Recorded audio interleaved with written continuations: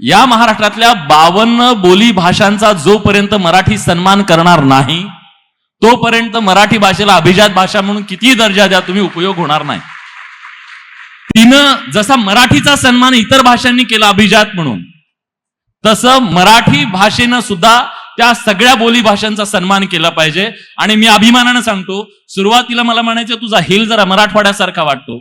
आता वयाची 22 वर्ष तिथे गेल्यानंतर अँकरिंग करताना हेल मराठवाड्याचा वाटत असेल, तो हेल बदलण्यासाठी 8 वर्ष मी घालवली.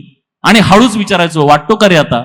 पण जेव्हा मला कळायला लागलं की मराठवाड्यातल्या लोकांशी मी कनेक्ट होतोय, मग मराठवाड्याशी कनेक्ट होतोय, माझ्या भाषेत प्रॉब्लेम नाहीये, मी फक्त 2 मिनिट सांगतो, पण मराठवाड्याशी कनेक्ट होतोय. प्रत्येकानं उद्या विदर्भातून कुणी आलं, चॅनल माझं जास्तीत जास्त लोकांशी कनेक्ट होईल ना, हा पण महत्वाचा मुद्दा आहे.